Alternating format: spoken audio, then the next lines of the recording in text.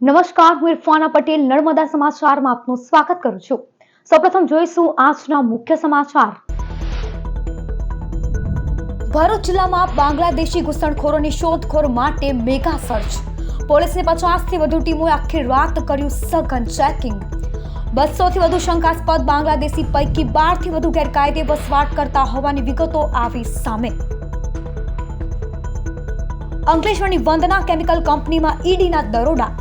Drug network સાથે સંકળાયેલા નાણાકીય જોડાણો અને મની લોન્ડરિંગની તપાસ। Drug dealer Salim Ismail Dola money laundering કેસમાં ગુજરાત અને મહારાષ્ટ્રમાં 20 સ્થળોએ તપાસ।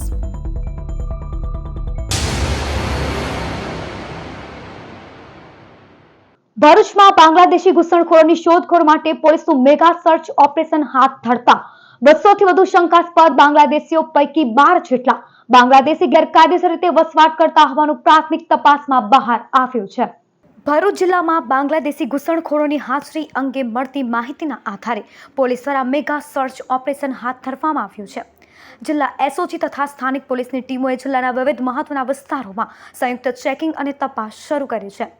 ઓપરેશન દરમિયાન શંકાસ્પદ વ્યક્તિઓની ઓળખ તથા તેમના દસ્તાવેજોની ચકાસણી કરવામાં આવી રહી છે। પોલીસ દ્વારા રહેણાંક વિસ્તારો, ભાડાના મકાનો અને અન્ય સંવેદનશીલ સ્થળોએ તપાસ હાથ ધરવામાં આવી હોવાનું જાણવા મળ્યું છે। પોલીસે 200થી વધુ શંકાસ્પદ બાંગ્લાદેશીઓની પૂછપરછ કરતા 12 જેટલા બાંગ્લાદેશીઓ ગેરકાયદેસર રીતે વસવાટ કરતા હોવાનું બહાર આવ્યું છે। પોલીસે હજી પણ ઔદ્યોગિક વસાહતોમાં સઘન ચેકિંગ હાથ ધર્યું છે। અત્રે ઉલ્લેખનીય છે કે પોલીસના સર્ચ ઓપરેશનમાં અગાઉ પણ બાંગ્લાદેશી નાગરિકો ગેરકાયદેસર રીતે વસવાટ કરતા હોવાનું બહાર આવ્યું હતું। અંકલેશ્વર જેડીસીમાં આવેલ વંદના કેમિકલ કંપનીમાં ડ્રગ્સ નેટવર્ક સાથે સંભવિત નાણાકીય કડીઓની ચકાસણી માટે ઈડી દ્વારા તપાસ કરવામાં આવતા ખળભળાટ મચી જવા પામ્યું છે। અંકલેશ્વર જીઆઈડીસી સ્થિત વંદના કેમિકલ કંપની ખાતે એન્ફોર્સમેન્ટ ડિરેક્ટોરેટ ઈડી દ્વારા તપાસ હાથ ધરવામાં આવી છે। આ કાર્યવાહી ડ્રગ્સ ડીલર સલીમ ઇસ્માઇલ ડોલા સાથે જોડાયેલા મની લોન્ડરિંગ કેસના અનુસંધાનમાં કરવામાં આવી હોવાનું જાણવા મળ્યું છે। ઈડીએ ગુજરાત અને મહારાષ્ટ્રમાં એક સાથે આશરે 20 સ્થળોએ દરોડા પાડ્યા હતા। અંકલેશ્વર ઉપરાંત સુરત, રાજકોટ, મુંબઈ અને અન્ય શહેરોમાં પણ સર્ચ ઓપરેશન ચલાવવામાં આવ્યા હતા। તપાસ દરમિયાન કંપનીના દસ્તાવેજો, કોમ્પ્યુટર ડેટા તેમજ નાણાકીય વ્યવહારોની વિગતવાર ચકાસણી કરવામાં આવી હતી। હાલ સુધી ઈડી દ્વારા વંદના કેમિકલ કંપની સામે કોઈ સત્તાવાર આરોપ જાહેર કરવામાં આવ્યો નથી। એજન્સીનો મુખ્ય હેતુ ડ્રગ્સ નેટવર્ક સાથે સંકળાયેલી નાણાકીય લેવડ દેવડ અને કેમિકલ સપ્લાય ચેઇનની સંભવિત કડીઓ શોધવાનું હોવાનું માનવામાં આવે છે। મેફેડ્રોન એમડી, મેથામ્ફેટામિન સહિતના સિન્થેટિક ડ્રગ્સના ઉત્પાદન માટે વપરાતા પ્રિકર્સર કેમિકલ્સ ક્યાંથી મેળવવામાં આવતા હતા અને તેની સપ્લાય ચેઇનમાં કયા તત્વો સામેલ હતા। ડ્રગ્સના ગેરકાયદે ઉત્પાદન માટે જરૂરી કાચા માલ અને રસાયણોના ઉત્પાદન, ખરીદ, વેચાણ, પરિવહન અને સપ્લાયના સમગ્ર નેટવર્કની તપાસ કરવામાં આવી રહી છે। ઉલ્લેખનીય છે કે ડ્રગ્સ તસ્કર અને દાઉદ ઇબ્રાહિમ નજીકના સાગરીત ગણાતા સલીમ ઇસ્માઇલ ડોલાને તાજેતરમાં તુર્કીમાંથી ભારત લાવવામાં આવ્યો છે। તેના વિરુદ્ધ ચાલી રહેલી તપાસના ભાગરૂપે ઈડીએ prevention of money laundering act PMLA હેઠળ કાર્યવાહી હાથ ધરી છે। તપાસ એ દિશામાં પણ આગળ વધી રહી છે કે ડ્રગ્સના ધંધામાંથી કમાયેલા નાણાં ક્યાં રોકાયા, કોના મારફતે ફેરવાયા અને કઈ સંપત્તિઓમાં રોકાણ કરવામાં આવ્યું। સાથે જ કાયદેસર વેપારની આડમાં કોઈ કંપનીઓનો ઉપયોગ કરીને ગેરકાયદે પ્રવૃત્તિઓ ચલાવવામાં આવતી હતી કે નહીં તેની પણ ચકાસણી થઈ રહી છે। અંકલેશ્વર શહેરમાં વારંવાર વીજ ઢાંધિયાથી ટ્રસ્ટ સ્થાનિકોએ દક્ષિણ ગુજરાત વીજ કંપનીની કચેરી ખાતે હલ્લો મચાવી ઉગ્ર રજૂઆત કરી હતી। અંકલેશ્વર શહેરમાં આવેલા જોશિયા ફળિયા, પારેખ ફળિયા, દરુ ફળિયા તેમજ ચૌતા બજાર સહિતના વિસ્તારોમાં છેલ્લા 2 દિવસથી વારંવાર વીજ પુરવઠો ખોરવાતા સ્થાનિક રહેવાસીઓ ભારે પરેશાનીનો સામનો કરી રહ્યા છે। અસહ્ય ગરમી વચ્ચે સતત વીજ ઢાંઢિયાના કારણે લોકોમાં ભારે રોષ જોવા મળી રહ્યો છે। સ્થાનિકોના જણાવ્યા અનુસાર દિવસ અને રાત્રિના સમયે અનેક વખત વીજ પુરવઠો બંધ થઈ જતા ઘરગથ્થુ કામકાજ, વેપાર ધંધા તેમજ વિદ્યાર્થીઓના અભ્યાસ પર પ્રતિકૂળ અસર પડી રહી છે। અનેક વિસ્તારોમાં કલાકો સુધી વીજળી ગુલ રહેતા લોકોમાં અસંતોષની લાગણી વ્યાપી છે। વીજ કંપની દ્વારા ચોમાસા પૂર્વે પ્રી મોન્સૂન કામગીરી સંપૂર્ણ પૂર્ણ કરાઈ હોવાના દાવા કરવામાં આવ્યા હતા। જો કે પ્રથમ વરસાદી માહોલ પહેલા જ સર્જાયેલી વીજ સમસ્યાએ આ કામગીરીની અસરકારકતા સામે સવાલો ઊભા કર્યા છે। यहाँ पर आके उन्होंने क्या बोला 1 hour में लाइट आ जाएगी, लेकिन लाइट नहीं आई। बराबर, मम्मी का बोल्ट का ऑपरेशन हुआ है, बराबर। तो मेरी मम्मी को भी तकलीफ हो रही है, पापा को भी तकलीफ हो रही है। मैं रात से मैं बहुत परेशान हूँ, तो इसका कोई ना कोई सोल्यूशन निकालो। રહેવાસીઓનું કહેવું છે કે જો પ્રી મોન્સૂન કામગીરી યોગ્ય રીતે કરવામાં આવી હોત તો આવી સ્થિતિ સર્જાઈ ન હોત.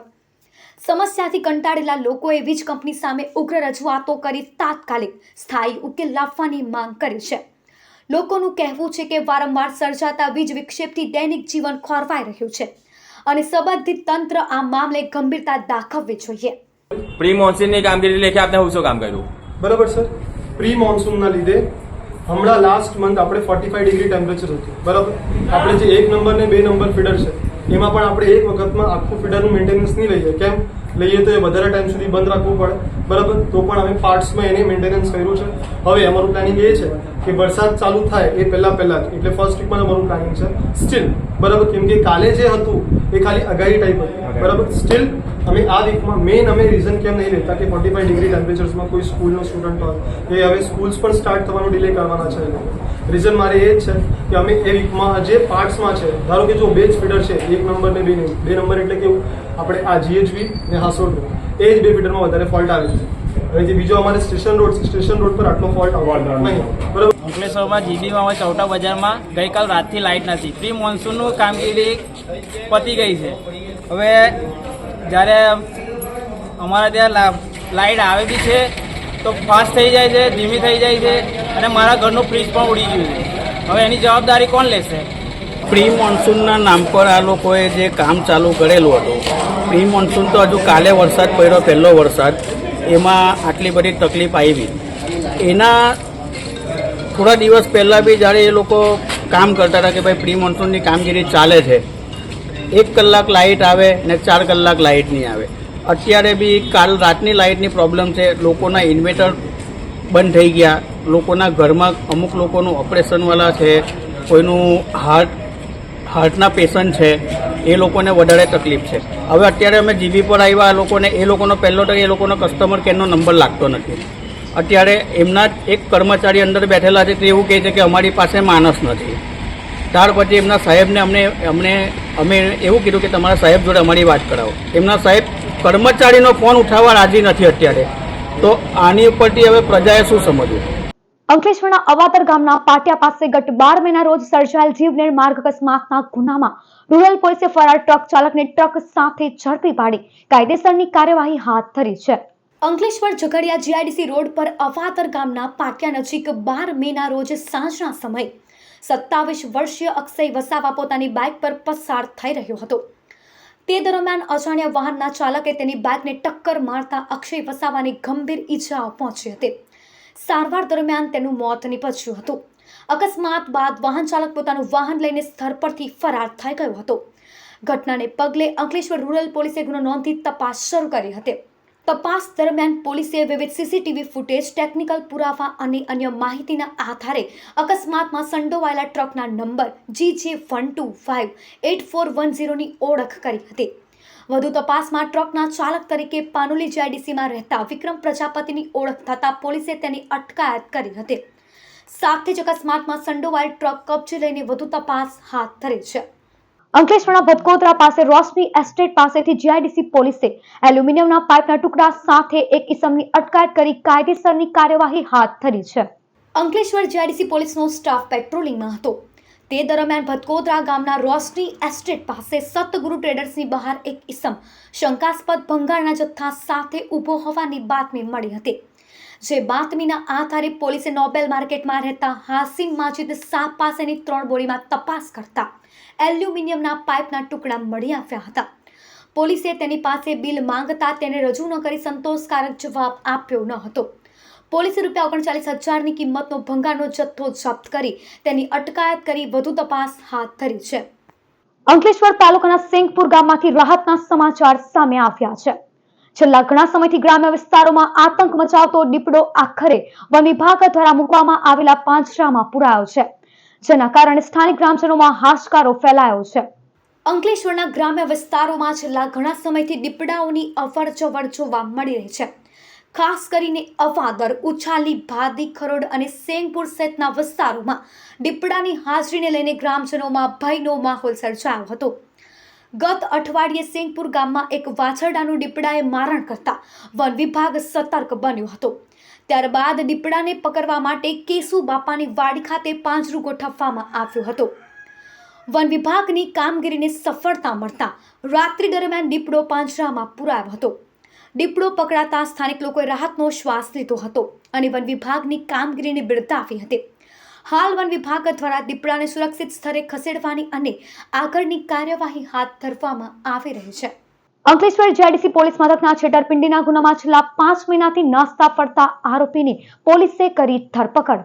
ભરૂચ જિલ્લા પોલીસ વડા અક્ષય રાજ અને અંકલેશ્વરના ઇન્ચાર્જ મદદનીશ પોલીસ વડા અજયકુમાર મીણા દ્વારા અંકલેશ્વર અને જિલ્લામાં નાસ્તા ફરતા આરોપીઓને પકડી પાડવા આપેલ સૂચનાને આધારે અંકલેશ્વર જેડીસી પોલીસ સ્ટેશનના પીઆઈ CF ઠાકોરના માર્ગદર્શન હેઠળ સર્વેલન્સ સ્ટાફની ટીમ હ્યુમન અને ટેકનિકલ ઇન્ટેલિજન્સની મદદથી અંકલેશ્વર જેડીસી પોલીસ મથકના છેતરપિંડીના ગુનામાં સંડોવાયેલ છેલ્લા 5 મહિનાથી નાસ્તો ફરતો આરોપી નડિયાદના ટ્રીડીપ સોસાયટીમાં રહેતો સુરેશ ભવરસિંહ રાજપુરોહિતને ઝડપી પાડી વધુ તપાસ હાથ ધરી છે. ભરૂચ રેલવે સ્ટેશન પર ટ્રેનની અડફેટે આવી જતા એક વ્યક્તિનું મોત. રેલવે પોલીસે તપાસ શરૂ કરી. ભરૂચ રેલવે સ્ટેશન પર સવારના સમયે એક આધેડ વ્યક્તિ ટ્રેનની અડફેટે આવતા તેનું ઘટના સ્થળે જ કરુણ મોત નીપજ્યું હતું. ઘટનાના પગલે રેલવે સ્ટેશન પર હાજર મુસાફરો અને સ્થાનિકોમાં અરેરાટી વ્યાપી ગઈ હતી. અમદાવાદથી મુંબઈ તરફ જઈ રહેલી એક ટ્રેન ભરૂચ રેલવે સ્ટેશન નજીક પહોંચી રહી હતી ત્યારે અજાણ્યા કારણોસર એક આધેડ વ્યક્તિ અચાનક રેલવે પાટા પર પહોંચી ગયો હતો. ટ્રેન તેના પર ફરી વળતા તેનું ઘટના સ્થળે જ મોત નીપજ્યું હતું. ઘટનાની જાણ થતાં રેલવે પોલીસ તાત્કાલિક સ્થળ પર દોડી આવી હતી અને જરૂરી કાર્યવાહી હાથ ધરી હતી. ટ્રેન પસાર થયા બાદ મૃતદેહને કબ્જે લઈ પોસ્ટમોર્ટમ માટે ભરૂચ સિવિલ હોસ્પિટલ ખાતે ખસેડવામાં આવ્યો હતો. હાલ રેલવે પોલીસ દ્વારા મૃતકની ઓળખ મેળવવા તેમજ સમગ્ર ઘટનાના કારણો અંગે વધુ તપાસ કરવામાં આવી રહી છે. પોલીસ તપાસ પૂર્ણ થયા બાદ જ ઘટનાનું ચોક્કસ કારણ બહાર આવી શકશે. પાનોલી અને નેત્રંગમાં 3 અલગ અલગ માર્ગ અકસ્માતમાં 3 યુવકોના મોત નીપજ્યા હતા. પાનોલી પોલીસ મથકે નોંધાયેલા અકસ્માતમાં સંજાલી ગેટ પાસે રહેતો અને મૂળ ઉત્તર પ્રદેશનો 21 વર્ષીય ચાંદબાબુ અશફાક અહમદ અંસારી મહાનસરિયા ટાયર કંપનીમાં ફોર્કલિફ્ટ મશીન ચલાવતો હતો. ફિનિશ ગુડ સ્ટોરના થાર પર પોતાનું ફોર્કલિફ્ટ મશીન બેફિકરાઈથી હંકારવા છતાં મશીન અચાનક પલટી ખાઈ ગયું હતું. આ અકસ્માતમાં ફોર્કલિફ્ટ નીચે દબાઈ જવાથી ચાંદબાબુનું ઘટના સ્થળે જ કમકમાટી ભર્યું મોત નીપજ્યું હતું. પાનોલી પોલીસ મથકે જ નોંધાયેલો બીજો અકસ્માત દિલ્હી મુંબઈ એક્સપ્રેસ વે પર સર્જાયો હતો. કરમાલી ગામના અંડરબ્રિજથી સુરતથી ભરૂચ તરફ જવાના રોડ પર અજાણ્યા વાહન ચાલકે આશરે 40 વર્ષના અજાણ્યા ઇસમને જોરદાર ટક્કર મારી હતી. યુવાનનું સ્થળ પર જ મોત થયું હતું. ત્રીજી ઘટના નેત્રંગ અને મોરિયાણા ગામ વચ્ચે બની હતી. ભરૂચમાં રહેતા 33 વર્ષીય પ્રીતમભાઈ કોઠારી રાત્રિના 10:30 વાગ્યાના અરસામાં પોતાના ઘરેથી નોકરી પર જવા માટે નીકળ્યા હતા. તે દરમિયાન નેત્રંગ અંકલેશ્વર હાઈવે રોડ પર મહારાષ્ટ્રના ટ્રક ચાલક આશિષ પ્રદીપ મડાવીએ પોતાની ટ્રક બગડી ગઈ હોવાથી કોઈ પણ આડસ વગર પાર્ક કરી દીધી હતી. અંધારામાં પ્રીતમની બાઇક આ ટ્રક પાછળ ધડાકાભેર અથડાતા તેનું પણ ઘટના સ્થળે જ કરુણ મોત નીપજ્યું હતું. સમાચાર પૂર્ણ કરતા પહેલા એક નજર મુખ્ય સમાચાર પર. ભરૂચ જિલ્લામાં બાંગ્લાદેશી ઘૂસણખોરોની શોધખોળ માટે મેગા સર્ચ. પોલીસની 50થી વધુ ટીમોએ આખી રાત કર્યું સઘન ચેકિંગ. 200 થી વધુ શંકાસ્પદ બાંગ્લાદેશી પૈકી 12 થી વધુ ગેરકાયદે વસવાટ કરતા હોવાની વિગતો આવી સામે. અંકલેશ્વરની વંદના કેમિકલ કંપનીમાં ઈડીના દરોડા. ડ્રગ નેટવર્ક સાથે સંકળાયેલા નાણાકીય જોડાણો અને મની લોન્ડરિંગની તપાસ. Drug dealer Salim Ismail Dola money laundering કેસમાં ગુજરાત અને મહારાષ્ટ્રમાં 20 સ્થળોએ તપાસ. તો આ હતા અત્યાર સુધીના નર્મદા સમાચાર. નવા સમાચારો સાથે ફરી મળીશું. નમસ્કાર.